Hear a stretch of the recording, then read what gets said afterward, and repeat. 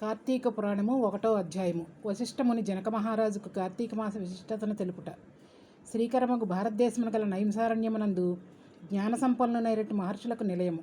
పళ్ళు, కాయలు, పువ్వులతో చెలువందు వృక్షాలు, చెట్లు, లతలు, వాటిపై చిలకలు, గోరువంకలు, చక్రవాకములు, హంసలు, మయూరములతో ఎంతో ఆహ్లాదాన్ని కలిగిస్తూ ఉంటాయి. ఇందుకు తగ్గట్టు పశుపక్షాది మృగాలు తమ తమ సహజ వైరాన్ని విడనాడి అన్యోన్యంగా తిరుగుతూ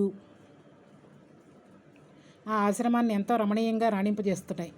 యజ్ఞయాగాది క్రతువులతో, పురాణ ఇతిహాస ప్రవచనాలతో, వేదాంగ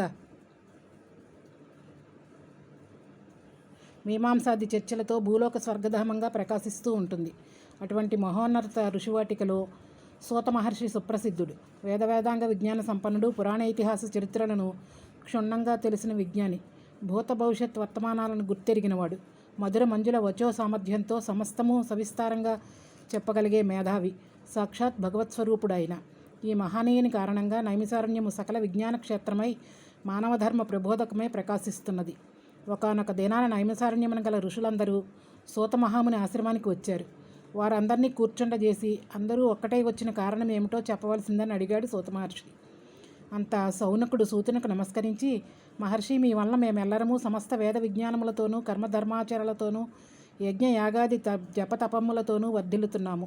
మీ వల్ల కార్తీక మాస మహత్యమును వినగోరి మీ వద్దకు వచ్చిన వారము. హరిహరులకు ప్రీతిపాత్రమైన కార్తీక మాసము 30 రోజులు పరిపూర్ణ పర్వదినాల మాసమని, స్నాన జప తప దానాలకు అపారమైన ఫలసిద్ధి కలుగుతుందని విన్నాము. అంతటి విశిష్టత గల కార్తీక మాస వైనము యావత్తును వివరంగా విశేషాలతో వివరించి మమ్ము కృతార్థులను చేయవలసిందిగా వివరించాడు సౌనకుడు.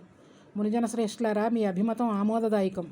మీరు అనుకున్నట్లుగా కార్తీక మాసం అత్యంత పుణ్యప్రదమైన మాసము. ఇది హరిహరులకే కాక సమస్త దేవతలకు ప్రీతిదాయకమైన మాసము.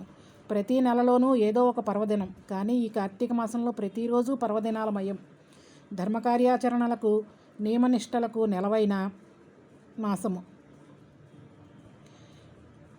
ధర్మకార్యాచరణకు నియమనిష్టలకు నెలవైన ఈ కార్తీక మాస మహత్యం విన్నవారికి పుణ్యగతులు కలిగజేయు పవిత్రమైన మాసము.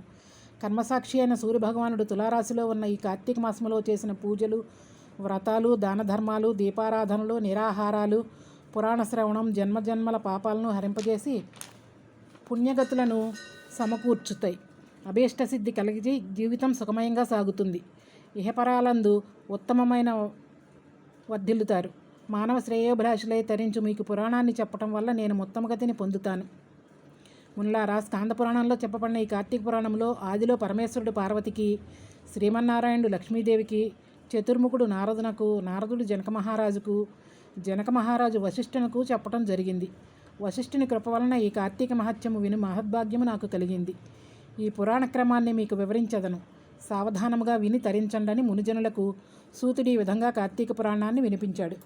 వశిష్ఠ మహాముని జనక మహారాజుకు కార్తీక పురాణం చెప్పుట. ఒకానొక పుణ్యదినాన వశిష్ఠముని మిథిలా నగరానికి వచ్చి జనక మహారాజును కలుసుకున్నాడు.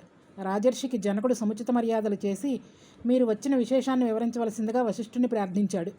రాజా, జనక మహారాజా, నేను సిద్ధాశ్రమంలో సంకల్పించిన యాగానికి వెళ్తున్నాను. యాగార్థమై నీ సహాయాన్ని కోరడానికి వచ్చాను అన్నాడు. అందుకు జనకుడు, మహర్షి, యాగనిమిత్తం ధనాన్ని, వివిధ సంభవానాలను మీరు కోరిన ప్రకారం ఇస్తాను. అంతకన్నా నాకు నా సంపదలకు ప్రయోజనం ఏముంటుంది అని వినయంగా పలికాడు. మునిజన శ్రేష్ఠ, నాకు చిరకాలంగా ఒక కోరిక ఉంది. ధర్మార్థ కామమోక్ష ప్రదాయకము, సర్వపాపహరము అయిన కార్తీక మాస మహత్యాన్ని వినగోరుతున్నాను. నా యందు అనుగ్రహం ఉంచి కార్తీక పురాణాన్ని వినిపించి నన్ను కృతార్థుని చేయవలసిందిగా వశిష్ఠముని ప్రార్థించాడు.